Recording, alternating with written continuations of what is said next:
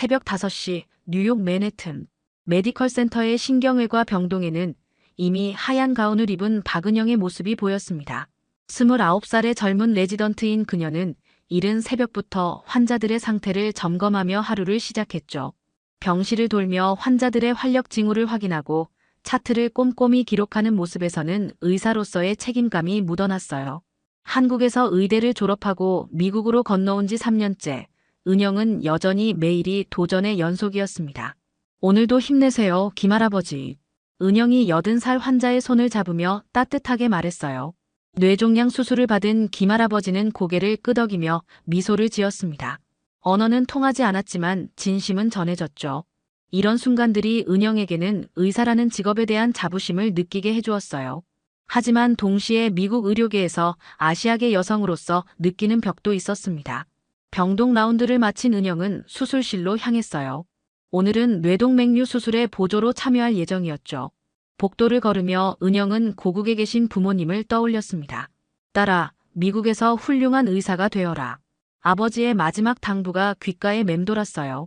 같은 시각 맨해튼 어퍼이스트 사이드의 고급 레스토랑에서는 25살의 클레어 윌슨이 대학 친구들과 즐거운 저녁 시간을 보내고 있었습니다.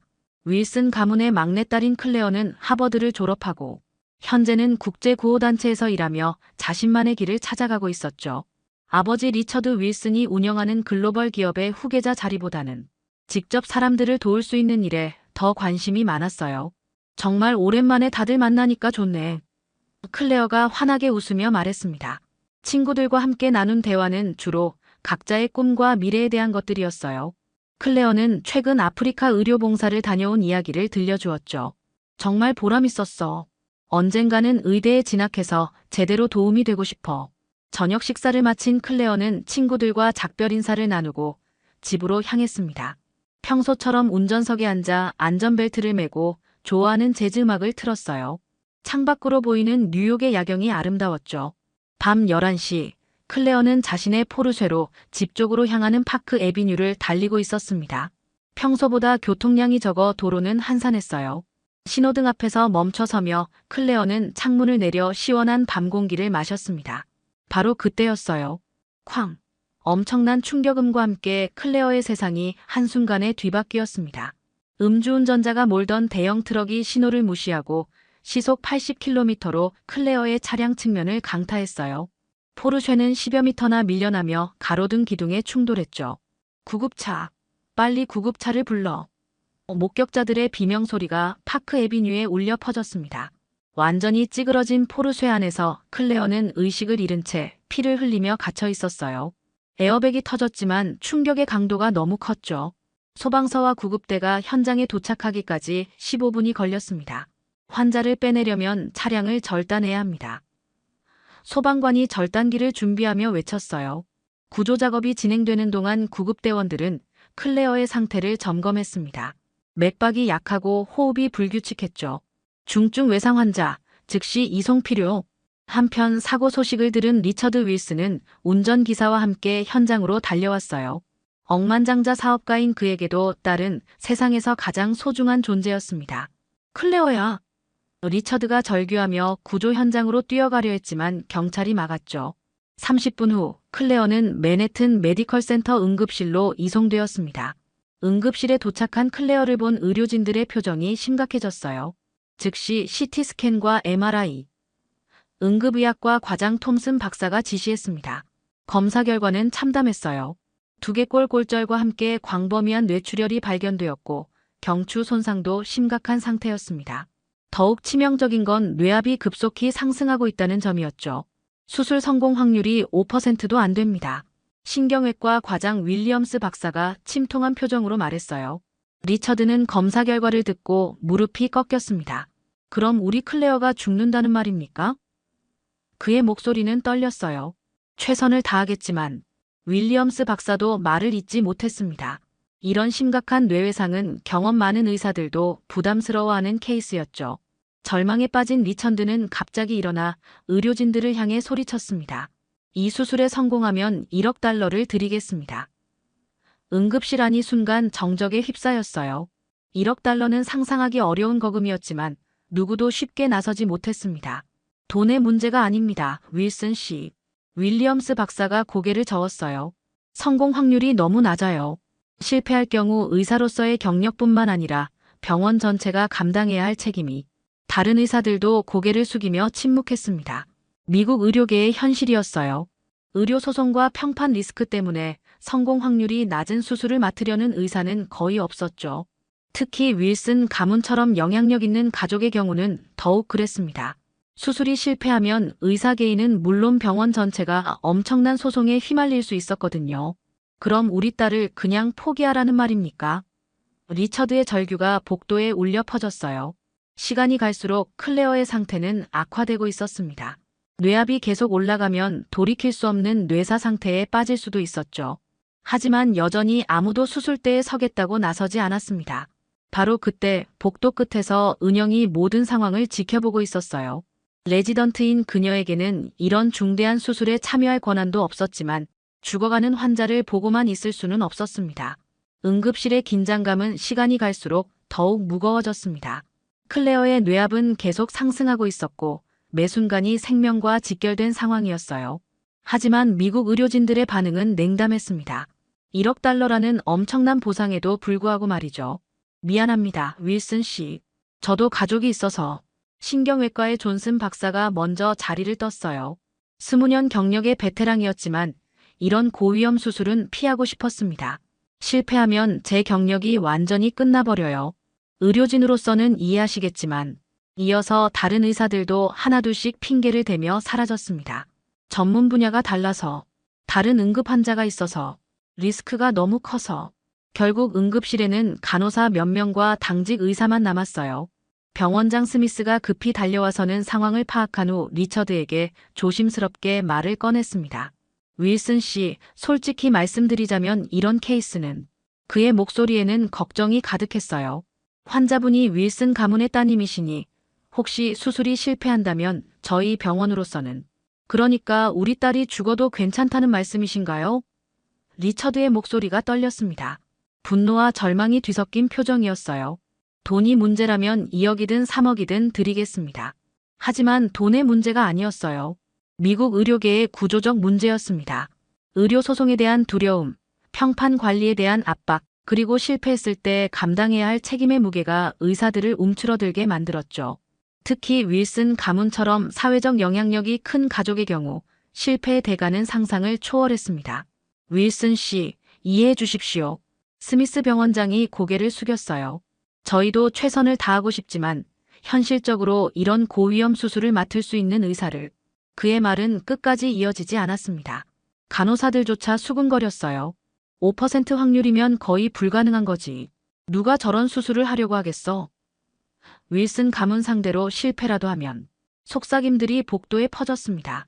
시간은 계속 흘렀고 클레어의 상태는 더욱 위독해져 갔어요. 모니터에서 들려오는 심박음이 점점 불규칙해졌습니다. 뇌압이 임계점에 근접하고 있어요.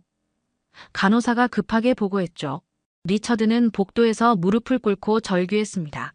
제발, 누구든지. 하지만 아무도 대답하지 않았어요. 그의 절망적인 목소리만이 응급실 복도에 메아리 쳤습니다. 바로 그때 복도 끝에서 모든 상황을 지켜보던 박은영이 천천히 걸어 나왔어요. 레지던트 가운을 입은 그녀의 모습은 다른 의사들에 비해 초라해 보였습니다. 하지만 그녀의 눈빛만은 확고했어요. 제가. 은영이 조심스럽게 입을 열었습니다. 복도에 있던 모든 사람들의 시선이 그녀에게 집중되었어요. 제가 수술하겠습니다. 순간 정적이 흘렀습니다. 그리고 곧이어 여기저기서 믿을 수 없다는 듯한 웅성거림이 일어났죠. 레지던트가 뭐라고? 미쳤군. 경력도 얼마 안 되는 한국계가. 비웃음과 조롱이 섞인 시선들이 은영에게 쏟아졌습니다. 제가 수술하겠습니다. 은영의 목소리는 작았지만 단호했어요. 복도에 있던 모든 사람들이 그녀를 바라봤습니다. 레지던트 3년차에 불과한 한국계 여성 의사가 미국 최고 권력가의 딸을 수술하겠다고 나선 것이었죠. 뭐라고? 스미스 병원장이 황당하다는 표정을 지었어요. 박 레지던트, 당신이 지금 뭔 소리를 하는 건가? 그의 목소리에는 당혹감이 가득했습니다. 이건 장난이 아니야. 윌슨 가문이. 알고 있습니다. 은영이 차분하게 대답했어요. 하지만 지금 이 순간에도 환자는 죽어가고 있습니다. 의사라면 포기할 수 없어요. 주변에서 비웃음 소리가 터져 나왔습니다. 경력도 짧은 한국계 레지던트가 정말 미쳤군. 실패하면 본인은 물론 우리 병원 전체가 어떻게 될지 모르는 건가. 동료 의사들의 조롱과 비난이 쏟아졌어요. 존슨 박사가 고개를 저으며 말했습니다. 박 레지던트, 현실을 직시해야 해. 이런 수술은 20년 경력의 베테랑도 주저하는 거야.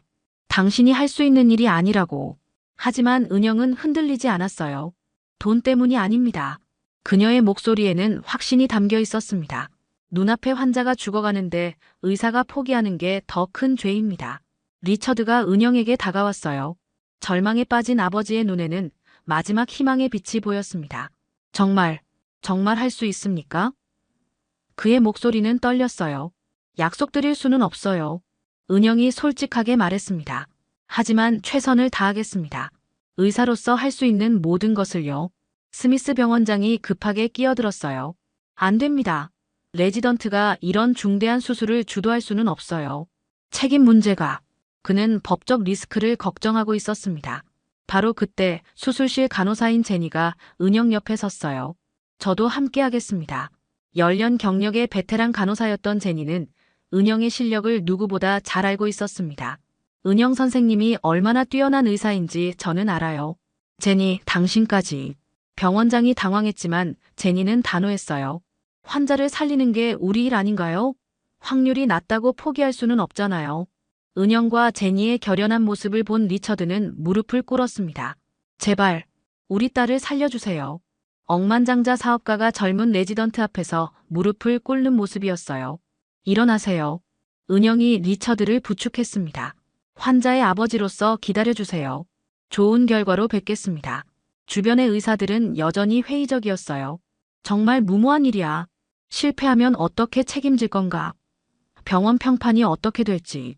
하지만 은영은 이미 마음을 정했습니다. 바로 그때 복도 끝에서 익숙한 목소리가 들려왔어요. 내가 함께하겠다. 로버트 황 교수였습니다. 은영의 은사이자 신경외과의 권위자인 로버트 교수가 급하게 걸어오고 있었어요. 교수님. 은영의 얼굴이 밝아졌습니다.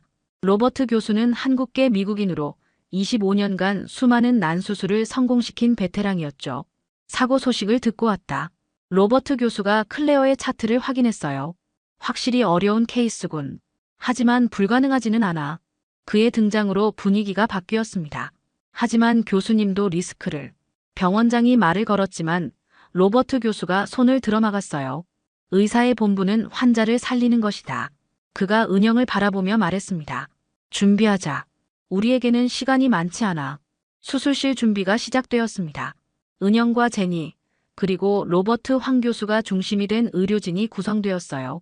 다른 의사들은 여전히 회의적인 시선을 보냈지만 더 이상 막을 수는 없었습니다. 로버트 교수의 참여로 최소한의 안전장치는 마련된 셈이었죠. 환자 이송 준비 완료. 제니가 클레어를 수술실로 옮기며 외쳤어요. 모니터상의 생체 신호는 여전히 불안정했습니다. 뇌압이 위험 수치에 근접해 있었고 매 순간이 중요했어요. 수술실에 들어선 은영은 깊게 숨을 들이쉬었습니다. 평소보다 훨씬 긴장되는 순간이었지만 환자를 살려야 한다는 사명감이 두려움을 압도했어요. 시작하겠습니다. 뇌압 모니터링 시작. 혈압 유지에 주의해 주세요. 로버트 교수가 차분하게 지시했습니다. 마취가 시작되고 클레어의 머리 부분을 깨끗하게 소독했어요. 수술 부위를 드러내자 두개골 골절의 심각성이 더욱 명확해졌습니다. 골절 부위가 생각보다 광범위하네요. 은영이 현미경을 들여다보며 말했어요.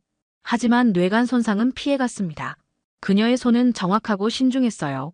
레지던트라는 지위와는 상관없이 그녀의 실력은 확실했습니다. 좋아, 이제 혈종 제거부터 시작하자. 로버트 교수가 은영을 격려했어요. 천천히 정확하게. 서두르지 말고. 수술이 진행되면서 은영의 진가가 드러났습니다. 섬세한 손놀림으로 뇌 조직 사이에 고인 혈액을 제거하고 손상된 혈관을 찾아 봉합했어요. 출혈 부위 확인, 지혈 진행 중입니다. 제니가 완벽한 호흡으로 보조했습니다. 3시간이 지났습니다. 수술실 밖에서는 리처드가 계속 기다리고 있었어요. 복도를 왔다 갔다 하며 초조해하는 그의 모습을 본 간호사들도 마음이 무거웠습니다. 하나님, 제발. 리처드의 간절한 기도가 이어졌어요. 뇌압이 정상 수치로 돌아오고 있습니다. 제니가 희망적인 소식을 전했어요. 은영의 정확한 수술로 뇌출혈이 멈추고 압박받던 뇌 조직이 회복되기 시작한 것이었습니다.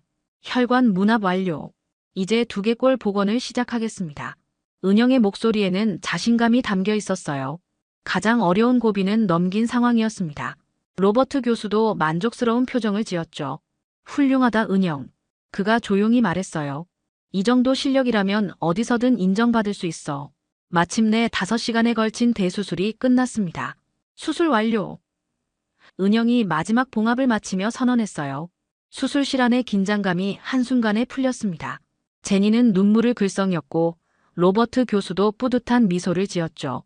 수술실 문이 열리고 은영이 나왔을 때 복도에서 기다리던 리처드가 급히 달려왔어요. 어떻게 됐습니까? 그의 목소리는 떨렸습니다. 성공했습니다. 은영이 차분하게 말했어요. 뇌출혈을 완전히 제거했고 뇌압도 정상으로 돌아왔어요. 지금은 회복실에서 깨어나기를 기다리는 중입니다. 리처드는 그 자리에서 무릎을 꿇고 오열했습니다. 고맙습니다. 정말 고맙습니다. 그의 감사 인사는 진심이었어요. 딸을 잃을 뻔했던 절망에서 희망으로 바뀐 순간이었습니다. 당신에게 영원히 빚졌습니다. 리처드가 은영의 손을 잡으며 말했어요. 약속한 1억 달러는 물론이고 평생 은혜를 잊지 않겠습니다. 회복실에서 클레어가 천천히 눈을 떴을 때 모든 사람들이 환호했어요. 아빠? 클레어의 첫 마디였습니다. 의식이 명료하고 신경학적 후유증도 없어 보였어요. 5%의 확률을 뚫고 일어난 첫 번째 기적이었습니다. 수술 성공 소식에 병원 전체가 들썩였습니다. 불과 몇 시간 전까지만 해도 은영을 비웃던 동료들이 이제는 경외의 눈빛으로 그녀를 바라봤어요. 정말 대단해. 어떻게 저런 수술을. 복도 곳곳에서 감탄사가 터져나왔습니다. 클레어는 중환자실에서 안정적으로 회복 중이었어요. 신경학적 검사에서도 정상 반응을 보였고 가족들과 대화도 나눌 수 있었습니다. 정말 꿈 같아요. 클레어가 아버지의 손을 잡으며 말했어요. 제가 살아있다는 게. 리처드는 은영을 찾아와 거듭 감사 인사를 표했습니다. 선생님 덕분에 딸을 되찾았어요. 평생 은혜를 잊지 않겠습니다. 그의 눈에는 진심 어린 감사가 담겨 있었어요. 하지만 은영은 아직 완전히 안심할 수 없었습니다. 수술 후 72시간이 중요해요. 지켜봐야 할 것들이 많아요. 뇌수술 후에는 여러 합병증이 발생할 수 있었거든요. 뇌부종, 감염, 그리고 지연성 출혈까지. 새벽 3시, 은영은 중환자실에서 클레어의 상태를 점검하고 있었어요. 로버트 교수는 다른 응급수술 때문에 수술실에 들어간 상태였습니다. 갑자기 클레어의 모니터에서 경고음이 울리기 시작했어요. 혈압 급강하, 심박수 증가. 간호사가 급히 보고했습니다. 클레어의 의식 수준도 급격히 떨어지고 있었어요. 동공 반응도 느려졌습니다. 은영은 즉시 상황을 파악했어요. 재출혈이야. 수술 부위에서 다시 출혈이 시작된 것이었습니다. 드물지만 발생할 수 있는 치명적인 합병증이었죠. 즉시 수술실 준비. 교수님은 다른 수술 중이시고. 간호사가 당황하며 말했어요. 로버트 교수는 또 다른 응급 환자의 뇌동맥류 수술을 집도하고 있었습니다. 최소 2시간은 더 걸릴 예정이었어요. 기다릴 시간이 없어요. 은영의 표정이 심각해졌습니다. 재출혈의 경우 1시간 내에 수술하지 않으면 환자의 생명이 위험했어요. 제가 혼자라도 해야 해요. 복도에 소식이 퍼지자 다시 한번 술렁임이 일었습니다. 또 수술을? 이번에는 혼자서? 너무 위험하지 않나? 동료들의 우려 섞인 목소리가 들려왔어요. 리처드가 급히 달려왔습니다. 무슨 일입니까? 그의 얼굴은 창백했어요. 방금 전까지 희망에 차 있었는데 다시 절망의 나락으로 떨어지는 기분이었죠. 재출혈이 발생했어요. 은영이 솔직하게 설명했습니다. 지금 당장 수술하지 않으면. 그녀는 말을 끝내지 못했어요. 상황의 심각성은 모두가 알고 있었습니다. 그럼 교수님이 오실 때까지. 리처드가 애원하듯 말했지만 은영이 고개를 저었어요. 시간이 없어요. 매분, 매초가 중요합니다. 은영의 목소리는 단호했어요. 저 혼자라도 해야 해요. 병원장 스미스가 급히 나타났습니다. 박 레지던트, 너무 위험해요. 이번에는 교수님 없이 혼자. 그도 걱정스러운 표정이었어요. 첫 수술이 성공했다고 해서 두 번째도 보장되는 건 아니었거든요. 하지만 은영은 이미 결심했어요. 환자가 먼저입니다. 그녀가 수술복을 입으며 말했습니다. 의사로서 할 수 있는 모든 것을 다하겠어요. 제니가 다시 한번 은영 곁에 섰습니다. 이번에도 함께 할게요. 그녀의 목소리에는 확신이 담겨 있었어요. 우리가 해낼 수 있어요. 복도에서 다른 의사들이 수군거렸습니다. 이번엔 정말 끝났다. 교수님 없이 혼자서? 무모하기 짝이 없어. 하지만 은영은 흔들리지 않았어요. 수술실로 향하는 은영의 뒤에서 리처드가 간절히 기도했습니다. 제발, 한 번 더 기적이. 딸의 생명이 다시 한번 젊은 의사의 손에 달린 상황이었어요. 수술실 안은 긴장감으로 가득했습니다. 은영은 홀로 클레어의 두 번째 수술을 시작해야 했어요. 제니와 마취과 의사, 그리고 몇 명의 간호사만이 함께했습니다. 로버트 교수는 여전히 다른 수술실에서 복잡한 뇌동맥류 수술을 진행 중이었죠. 재출혈 부위 확인됐어요. 은영이 현미경을 들여다보며 말했습니다. 이전 수술 부위 근처에서 작은 혈관이 터져 출혈이 발생한 상태였어요. 다행히 첫 수술만큼 광범위하지는 않았지만 뇌압이 다시 상승하고 있었습니다. 혈압 떨어지고 있어요. 마취과 의사가 긴급히 보고했어요. 클레어의 상태가 급속히 악화되고 있었습니다. 승합제 투여 중이지만 은영의 손이 미세하게 떨렸어요. 첫 수술 때는 로버트 교수가 옆에서 조언해 주었지만 이번에는 완전히 혼자였습니다. 하지만 포기할 수는 없었어요. 지혈겸자로 출혈 부위 압박. 수술이 진행되면서 예상치 못한 문제가 발생했습니다. 출혈 부위가 생각보다 깊은 곳에 있었고 접근하기 어려운 위치였어요. 시야 확보가 어려워요. 은영이 애써 침착함을 유지하며 말했습니다. 제니가 적절한 기구를 건네주며 격려했어요. 천천히 해요. 선생님이라면 할 수 있어요. 하지만 상황은 점점 어려워졌습니다. 뇌 깊숙한 곳에 출혈을 멈추려면 더욱 정밀한 조작이 필요했거든요. 복도에서는 리처드가 초조하게 기다리고 있었어요. 이번에는 얼마나 걸릴까요? 그가 간호사에게 물었지만 아무도 정확한 답을 할 수 없었습니다. 재수술은 첫 수술보다 더 복잡하고 위험했거든요. 수술실에서는 위기가 닥쳤습니다. 대량 출혈 발생. 제니가 외쳤어요. 은영이 혈관을 봉합하려던 순간 인근의 다른 혈관이 손상되면서 갑작스런 출혈이 시작된 것이었습니다. 흡인, 빨리. 은영의 목소리에 절박함이 묻어났어요. 수술 시야가 피로 가려져 아무것도 보이지 않았습니다.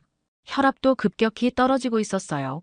심박수 200, 혈압 측정 불가. 이 순간 은영은 거의 절망 직전이었습니다.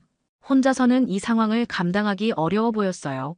손이 떨리기 시작했고 이마에는 식은땀이 맺혔습니다. 어떻게 해야? 바로 그때 수술실 문이 열리는 소리가 들렸어요. 잘 버텼다. 익숙한 목소리가 들려왔습니다. 로버트 황 교수가 급하게 들어오고 있었어요. 이제 함께 끝내자. 교수님. 은영의 얼굴이 환해졌습니다. 로버트 교수는 다른 수술을 동료에게 맡기고 급히 달려온 것이었어요. 은영이 혼자 어려움을 겪고 있다는 소식을 듣고 말이죠. 상황 파악했어. 로버트 교수가 신속하게 수술복을 입으며 말했어요. 출혈 부위 두 곳, 하나는 깊은 부위군.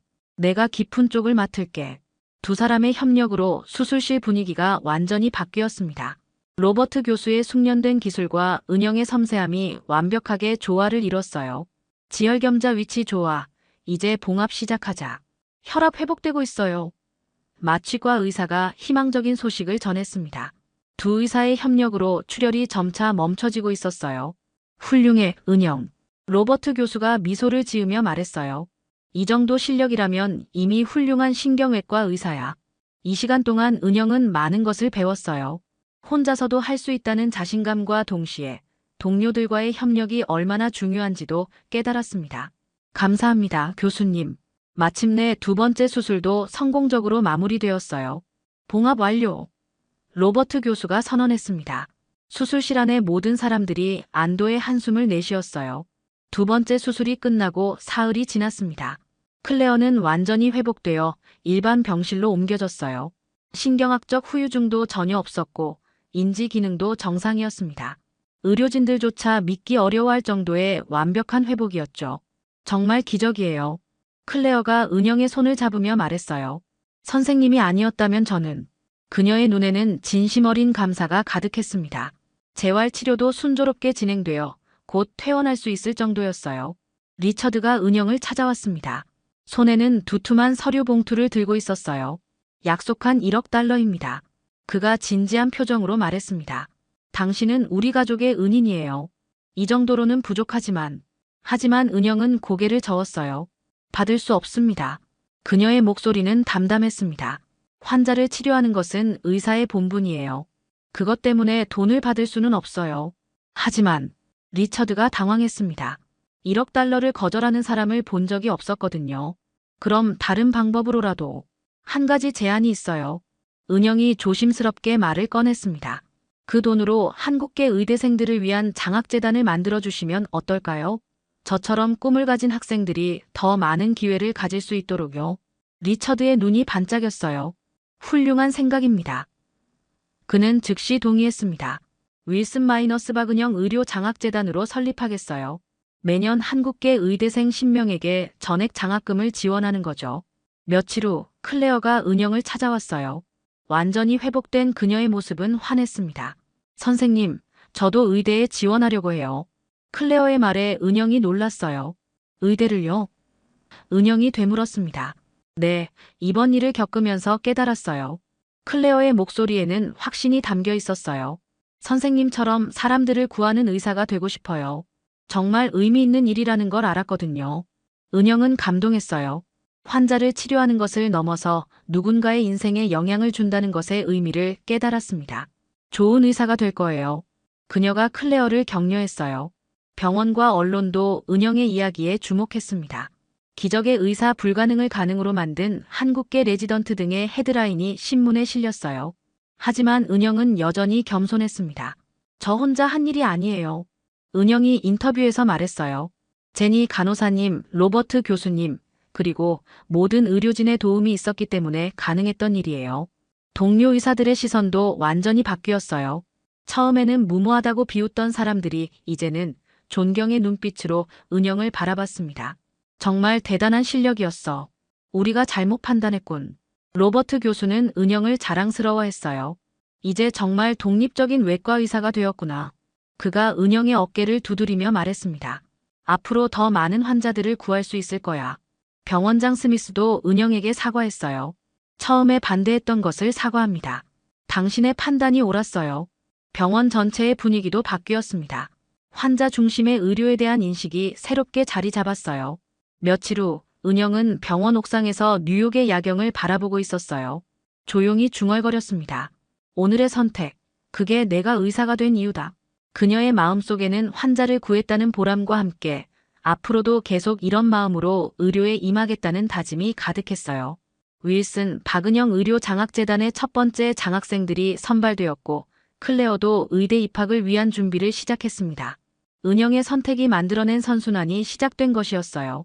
한 사람의 용기 있는 결단이 얼마나 많은 사람들의 삶을 바꿀 수 있는지 보여주는 사례였습니다. 한적한 시골 재래시장의 골목 사이로 따스한 5월의 햇살이 쏟아집니다. 여기서 30년 넘게 야채 가게를 운영해온 김분옥 할머니는 오늘도 새벽 5시부터 일어나 시장으로 나왔죠. 78배 나이가 무색하게 분옥은 아직도 허리 한번 펴지 않고 야채를 고르고 진열하는 일에 능숙합니다. 분옥의 손녀 지우는 서울에서 공무원으로 일하고 있죠. 남편 없이 손녀 하나를 키워내느라 고생했지만 지윤이 좋은 대학에 들어가고 안정된 직장을 얻게 되었을 때 분옥은 그 어떤 기쁨보다 컸습니다. 그날도 평소와 다름없던 장날이었어요. 할머니, 오늘은 시장에 특별한 손님이 온대요. 조태성 국회의원이 서민 행보한다나 뭐라나. 옆 과일 가게 주인이 호들갑스럽게 알려주었습니다. 얼마 지나지 않아 시장 입구에서 소란스러운 소리가 들려왔어요. 검은 정장을 차려입은 사람들과 카메라를 든 기자들에 둘러싸인 조태성 의원이 등장했습니다. 여러분, 열심히 일하시는 모습 보기 좋네요. 저희가 지역 발전을 위해 더 노력하겠습니다. 조태성은 환한 미소를 짓고 있었지만 카메라가 잠시 다른 곳을 비출 때는 표정이 순식간에 굳어졌습니다. 그는 비서에게 작게 속삭였죠. 여기 냄새 진짜 역겹다. 빨리 끝내자고. 진심으로 이런 구식시장은 다 없어져야 해. 그의 말을 들은 주변 상인들의 표정이 어두워졌지만 카메라가 다시 그를 향하자 조태성은 또다시 환한 미소를 지었습니다. 한 상인의 어깨를 토닥이며 격려하는 척했죠. 어르신 힘내세요. 전통시장을 꼭 살리겠습니다. 분옥은 그저 자신의 일에 집중하며 야채를 정리했습니다. 하지만 조태성이 분옥의 가게 앞에 멈춰 섰을 때 분옥은 평소에는 하지 않던 말을 꺼냈죠. 의원님, 여기 장 보러 오는 사람들 주차할 데도 없고 화장실도 없어요. 시장 좀 살펴주이소. 카메라가 순간 분옥에게 향했고 조태성의 표정이 미묘하게 변했어요. 그는 잠시 말을 고르는 듯 하다가 카메라를 의식한 채 말했습니다. 아이고, 무식한 노인네가 뭘 안다고. 요즘 사람들은 인터넷으로 다 사요. 이런 시장은 사라져야 해요. 그 말이 떨어지자 시장에 모인 사람들의 웅성거림이 더 커졌습니다. 분옥의 표정은 굳어졌고 한동안 아무 말도 하지 못했어요. 조태성은 비서들과 웃으며 다른 가게로 자리를 옮겼고 카메라가 따라가자 다시 친절한 정치인 모드로 변신했습니다. 하지만 분옥의 마음속에는 뭔가 깊은 상처가 남았고 주변 상인들은 분노의 시선으로 조태성을 바라보았습니다. 그날 저녁 분옥은 평소보다 조용한 모습으로 집에 돌아왔습니다. 시장에서 있었던 일은 마음 한구석에 뾰족한 가시처럼 남아있었죠. 손녀 지윤이 회사 일을 마치고 집에 들어왔을 때 분옥은 식탁에 앉아 텔레비전을 멍하니 바라보고 있었어요. 할머니, 저 왔어요. 오늘 일은 어땠어요? 지윤의 인사에 분옥은 그저 고개만 끄덕였습니다. 평소 같았으면 손녀의 귀가를 반기며 준비해둔 음식을 내놓았을 텐데 오늘은 무언가 달랐죠. 지윤은 할머니의 이런 모습을 처음 봤습니다. 할머니, 무슨 일 있으셨어요? 어디 아프신 거 아니죠? 분옥은 한숨을 내쉬며 말문을 열었습니다. 아니다, 몸은 괜찮아. 그냥 오늘 참 기분 나쁜 일이 있었구나. 그때 마침 텔레비전 뉴스에서 조태성 의원의 시장 방문 소식이 나왔어요.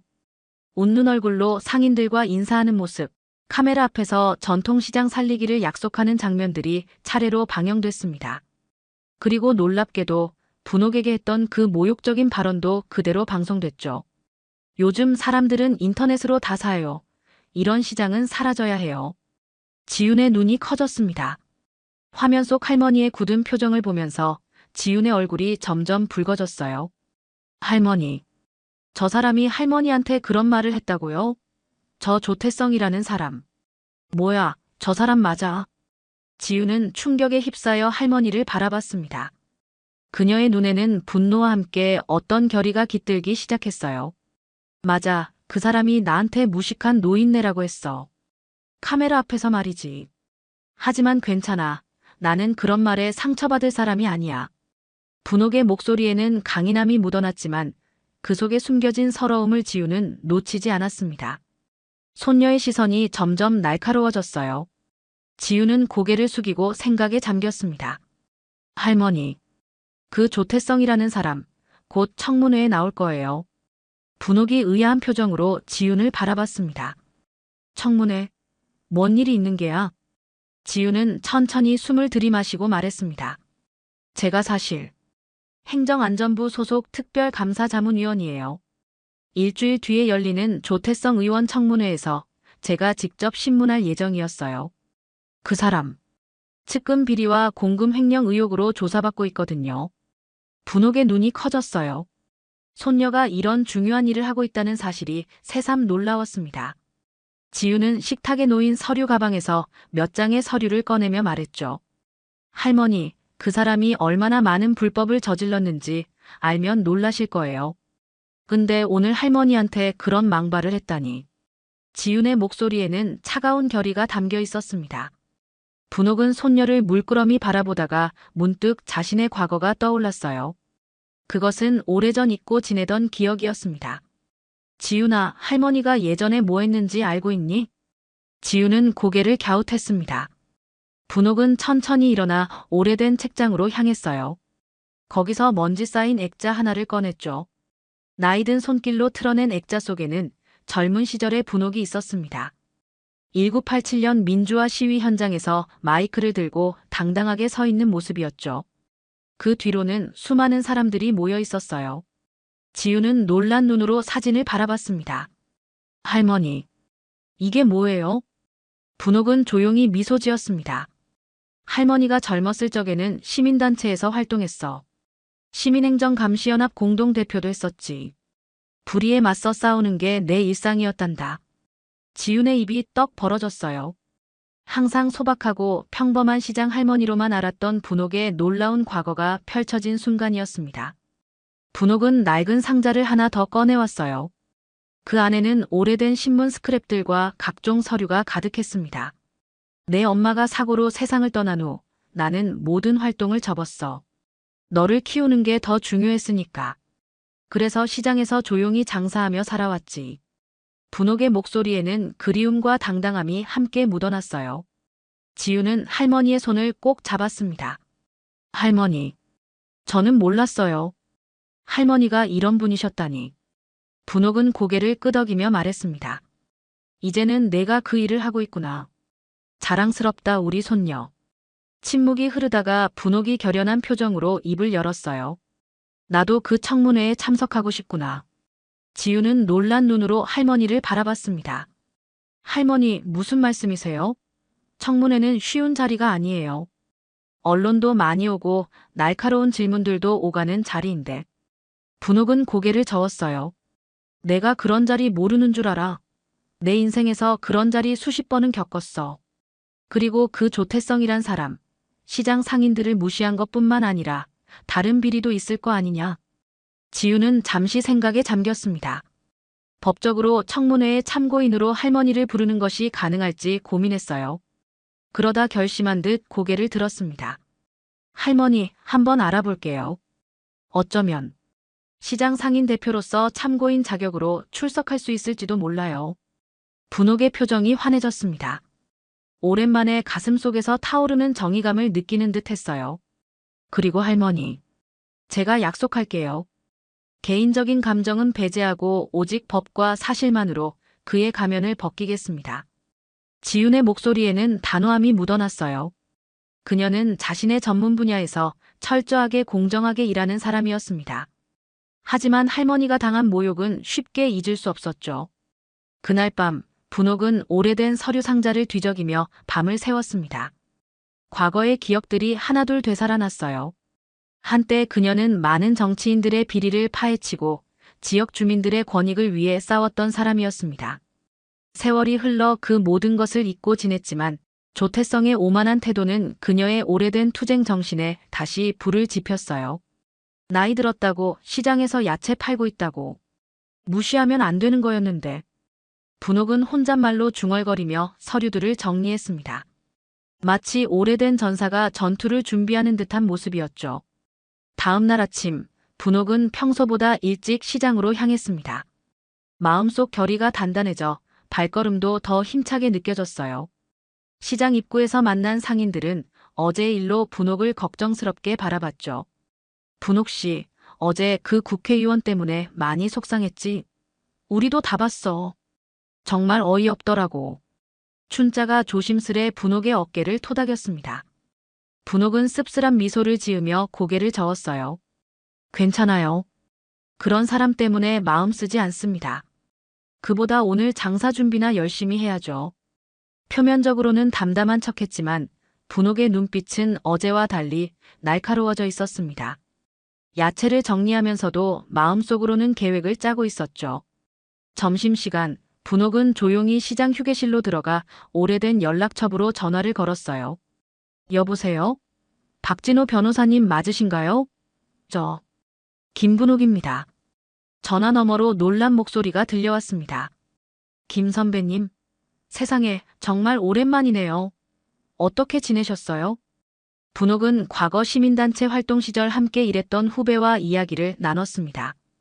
박진호는 현재 국회 청문회 참고인 법률자문단에 소속되어 있었죠. 진호야, 나 부탁이 있어. 조태성 청문회에 참고인으로 나갈 수 있을까? 전화 너머로 잠시 침묵이 흘렀어요. 이윽고 조심스러운 목소리가 들려왔습니다. 선배님, 정말로 나가실 생각이세요? 조태성 의원은 지금 아무나 건드리기 힘든 인물입니다. 여당의 차기 대표 후보로도 거론되고 있어요. 분옥은 단호하게 대답했습니다. 나 때문에 그러는 거 아니야. 우리 시장 상인들, 그리고 나 같은 노인들이 어떻게 살고 있는지 그 사람은 알아야 해. 그리고 내 손녀가 청문회 신문위원이더라고. 박진호는 놀란 기색이 역력했어요. 손녀분이요? 혹시 행안부 김지훈 자문위원을 말씀하시는 건가요? 분옥은 웃음을 감추지 못했습니다. 그래, 우리 지훈이 맞아. 어떻게 알고 있었니? 선배님, 김지훈 위원은 요즘 행안부에서 가장 날카로운 감사관으로 알려져 있어요. 조태성 의원 청문회 핵심 신문위원으로 지정된 것도 그 실력 때문이죠. 분옥의 눈에 자랑스러움이 가득 차올랐어요. 박진호는 잠시 고민하더니 말을 이었습니다. 한번 알아볼게요. 시장 상인 대표로서, 그리고 과거 시민행정감시연합 고문으로서 참고인 자격이 충분할 겁니다. 다만 준비는 철저히 하셔야 해요. 통화를 마친 분옥은 다시 가게로 돌아왔습니다. 그날 오후 지훈이 갑자기 시장을 찾아왔어요. 회사 일을 마치고 곧장 달려온 모양이었죠. 할머니, 깜짝 소식이 있어요. 청문회 위원장님께서 할머니를 참고인으로 채택하기로 했대요. 어떻게 이렇게 빨리? 분옥은 조용히 미소 지었습니다. 내가 좀 아는 사람이 있어서 도움을 청했어. 놀랐지? 할머니가 그저 야채만 파는 사람이 아니라는 걸 이제 알게 됐겠네. 지우는 경이로운 눈빛으로 할머니를 바라봤어요. 그리고 곧바로 청문회 준비에 들어갔습니다. 분옥의 집 거실은 임시전략회의실로 변했죠. 지우는 조태성 의원의 비리 관련 자료들을 펼쳐 보였어요. 할머니, 이 부분들이 조태성 의원의 핵심 의혹입니다. 지역 예산 유용, 측근 회사 특혜, 가족 계좌로의 자금 흐름. 모두 증거가 있지만 그동안 그의 권력 때문에 제대로 드러나지 않았어요. 분옥은 집중해서 자료를 살펴봤습니다. 오랜만에 느끼는 정의를 위한 투쟁의 감각이 되살아나는 것 같았어요. 청문회 당일 아침이 밝았습니다. 분옥은 평소 시장에서 입던 옷이 아닌 정갈한 베이지색 한복을 꺼내 입었어요. 거울 앞에 선 분옥의 눈빛은 30년 전 활동가 시절의 그것과 다름없었습니다. 지우는 할머니의 준비를 돕다가 문득 감탄했죠. 할머니, 정말 멋져 보여요. 마치 다른 분 같아요. 분옥은 담담하게 웃으며 손녀의 어깨를 토닥였습니다. 지훈아, 너무 긴장하지 마. 내가 세상에 나가서 말 한마디 못할 사람이었으면 너 지금 법대도 못 갔어. 국회로 향하는 차 안에서 분옥은 창밖을 바라보며 조용히 생각에 잠겼어요. 시장에서의 일상, 손녀를 키우며 보낸 세월, 그리고 잊고 지냈던 젊은 날의 투쟁들이 주마등처럼 스쳐 지나갔습니다. 국회의사당 앞에 도착했을 때 분옥의 표정은 더욱 단단해졌어요. 청문회장 사전 브리핑룸에서 분옥은 마지막으로 준비한 자료를 검토했습니다. 박진호 변호사가 다가와 안부를 물었죠. 선배님, 긴장되시죠? 오늘 언론사들이 많이 와 있습니다. 생방송으로도 중계된다고 하네요. 분옥은 고개를 저으며 미소 지었어요. 괜찮아. 카메라 앞에서 무시당한 사람이 카메라 앞에서 진실을 말하는 거지. 공정하게. 드디어 청문회가 시작되었습니다.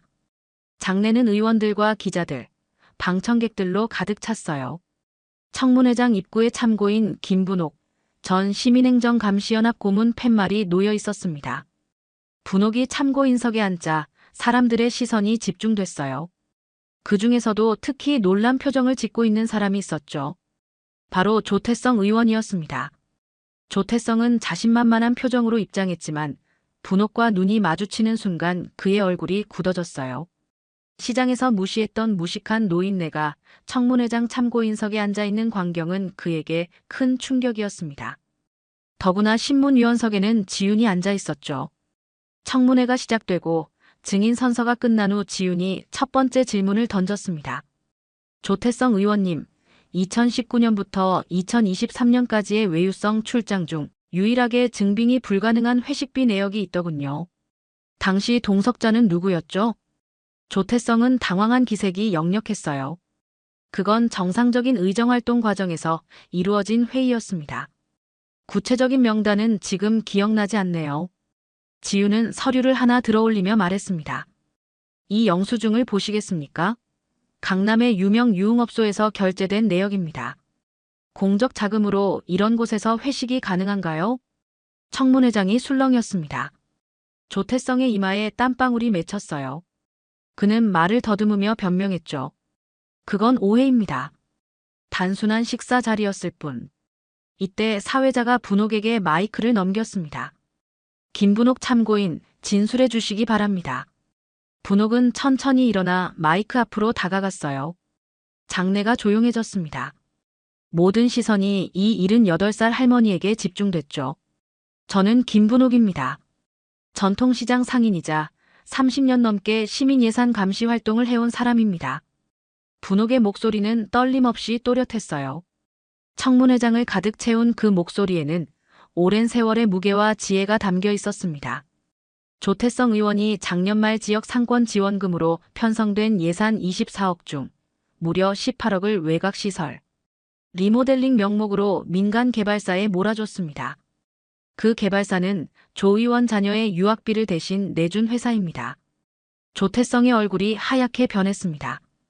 분옥의 날카로운 지적에 장내는 술렁이기 시작했어요. 조태성은 당황한 기색을 감추지 못하며 말을 이었습니다. 그건 행정 절차에 따라 진행된 사업입니다. 위법성은 없습니다. 분옥은 서류 하나를 꺼내들며 담담하게 말했어요. 그럼 의원님, 이 서류 보시겠습니까? 개발사 대표가 의원님, 자녀와 같은 날 같은 항공편으로 출국한 기록. 제가 직접 행안부에 정보 공개 청구해서 받은 겁니다. 청문회장은 더욱 소란스러워졌습니다. 기자들의 카메라 플래시가 연신 터졌고 방송 카메라는 조태성의 당혹스러운 표정을 놓치지 않고 잡아냈어요. 지우는 차분하게 다음 질문을 이어갔습니다. 보좌진 인건비 지급 리스트에 김진서라는 이름이 등장하던데 의원님 사촌 동생 이름과 일치하네요. 실제로 일한 기록은 없는데 말이죠. 조태성은 점점 더 초조해 보였어요. 손수건을 꺼내 이마에 땀을 닦으며 변명했습니다. 그건 단순한 행정적 오류입니다. 확인 후 답변 드리겠습니다. 분옥은 다시 입을 열었어요. 그리고 그날 의원님이 시장에서 세금만 축내는 구닥다리라 하셨죠. 이 시장은 지난 5년간 주민 60%의 생계입니다. 그 세금 우리가 냈습니다. 조태성은 당황해하며 반박했어요. 저는 그런 말을 한 적이 없습니다. 그건 오해이고. 그 순간 지윤이 태블릿을 들어보였습니다. 화면에는 조태성이 시장에서 분옥에게 했던 발언이 그대로 담긴 영상이 재생되고 있었어요. 아이고, 무식한 노인네가 뭘 안다고. 요즘 사람들은 인터넷으로 다 사요. 이런 시장은 사라져야 해요. 청문회장은 순간 침묵에 휩싸였다가 곧 웅성거림이 더 커졌습니다. 방청석에서는 분노의 목소리도 들려왔어요. 조태성은 창백한 얼굴로 자리에 앉았고 더 이상 변명하지 못했습니다. 분옥은 마지막으로 차분하게 말을 이었어요. 조 의원님, 그날 저를 무식한 늙은이라고 했죠. 근데 오늘 보니 누가 더 무식한지는 국민이 판단할 겁니다. 장내가 술렁이었고 일부 방청객들은 박수를 치기 시작했습니다. 사회자는 정중히 고개 숙이며 발표했어요. 이상으로 참고인 진술을 마칩니다. 청문회가 끝나고 분옥은 조용히 자리에서 일어났습니다.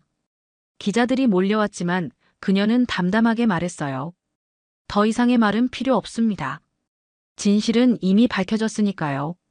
청문회장을 나서는 분옥의 뒷모습은 당당했습니다. 카메라 플래시가 계속해서 터졌고 취재진은 그녀를 쫓았어요. 그중 한 기자가 질문했습니다. 할머니, 오늘 청문회에 참석하신 특별한 이유가 있으신가요? 분옥은 잠시 생각하다 미소 지으며 대답했어요. 특별한 이유는 없어요. 그저 진실을 말하고 싶었을 뿐입니다. 권력을 가졌다고 약자를 무시하면 안 되는 법이죠. 그날 저녁 분옥과 지우는 조용히 집으로 돌아왔습니다. 텔레비전에서는 청문회 장면이 뉴스 헤드라인으로 보도되고 있었어요. 오늘 국회에서는 전통시장 상인 출신 할머니의 증언으로 조태성 의원의 비리 의혹이 결정적으로 드러났습니다. 특히 시장 방문 당시 상인들을 모욕한 발언이 영상으로 공개되면서 국민적 공분을 사고 있습니다. 청문회 이후 조태성 의원을 둘러싼 상황은 눈사태처럼 빠르게 악화되었습니다. 분홍에 담담하지만 강력했던 증언과 지훈이 제시한 명백한 증거들은 모든 사람의 마음을 움직였어요. 다음 날 아침 모든 뉴스와 신문의 머리 기사는 조태성의 비리와 시장, 할머니의 통쾌한 복수를 다루고 있었습니다. 단독, 조태성 의원, 가족 유학비 대납 의혹, 시장 할머니의 결정적 폭로 무식한 노인네 발언한 국회의원, 청문회에서 쓴맛 우리가 낸 세금입니다. 시장 할머니 일갈의 국민 환호. 소셜미디어에서는 분홍의 발언이 짧은 동영상 클립으로 퍼져나갔어요. 특히 누가 더 무식한지는 국민이 판단할 겁니다라는 말은 순식간에 유행어가 되었죠. 많은 사람들이 댓글을 달았습니다. 진짜 우리 할머니 같아서 더 짠했다. 저 국회의원 맨날 서민 팔더니 서민한테 당했네. 노인 무시하다. 인생 박살. 분홍은 이 모든 상황을 조용히 지켜보았습니다. 시장에 나가 평소처럼 야채를 정리하고 손님들을 맞이했어요. 하지만 오늘은 평소와 달랐습니다. 많은 손님들이 그녀를 알아보고 인사를 건네기 시작했어요. 어머, 어제 TV에서 봤어요. 정말 멋지셨어요. 할머니, 사인 한번 해주세요. 우리 동네 영웅이십니다. 진짜. 분홍은 쑥스러운 듯 고개를 저으며 웃었습니다. 아이고, 뭐 그런 것까지. 그냥 장사나 열심히 해야지요.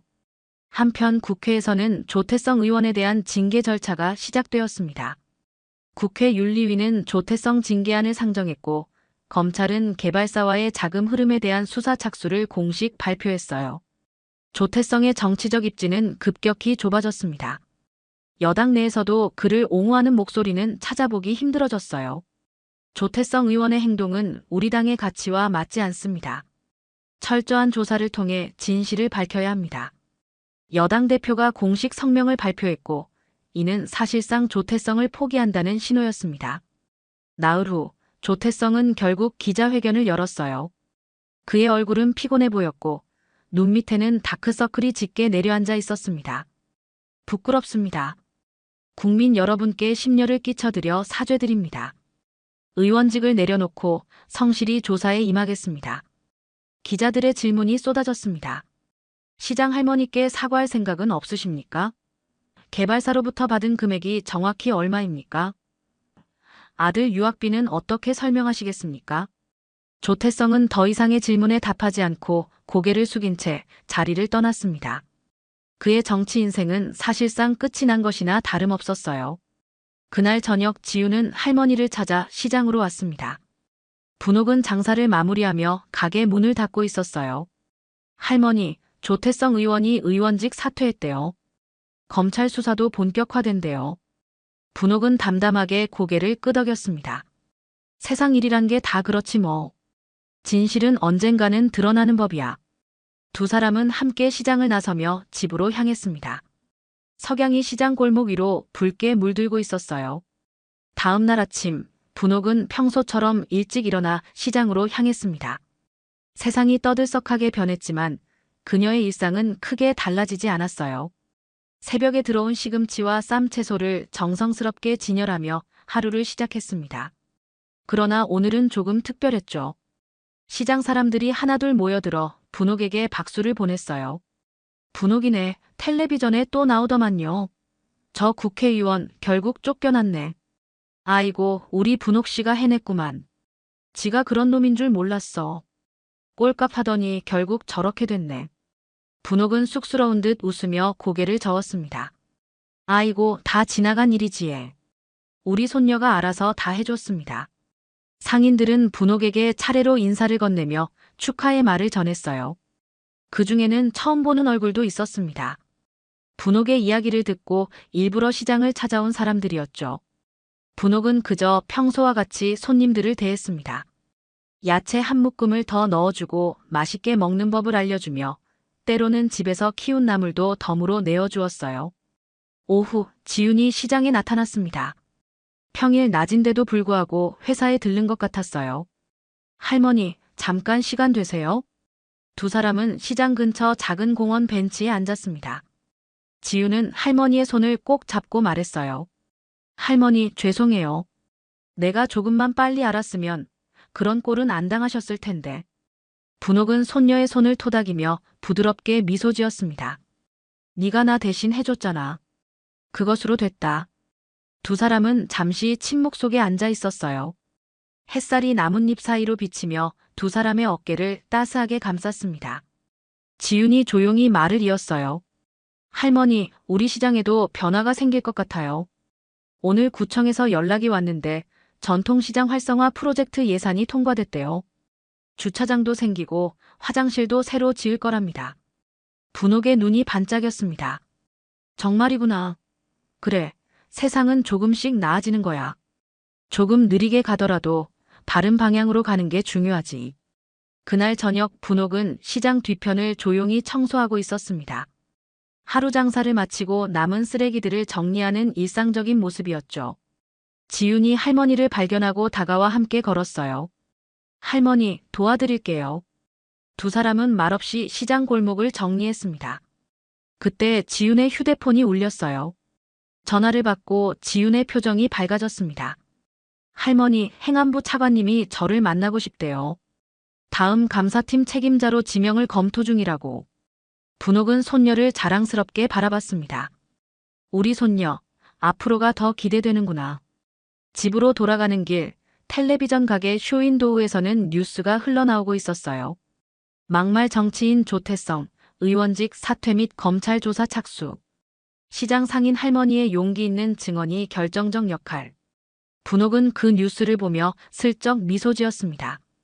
그것은 승리의 미소라기보다는 오랫동안 기다려온 정의가 실현되는 순간을 목격한 사람의 담담한 미소였어요. 할머니, 우리 이제 시작이에요. 지윤의 말에 분옥은 고개를 끄덕였습니다. 그녀의 일생은 늘 그래왔듯이 진실과 정의를 향한 작은 발걸음의 연속이었습니다. 그리고 이제 그 발걸음은 손녀를 통해 계속될 것이었어요. 인생의 가을을 맞은 할머니와 이제 막 봄을 맞이하는 손녀. 두 사람은 나란히 걸으며 노을이 지는 하늘을 바라봤습니다. 그 하늘 아래서 모든 이야기는 새로운 시작을 향해 나아가고 있었습니다.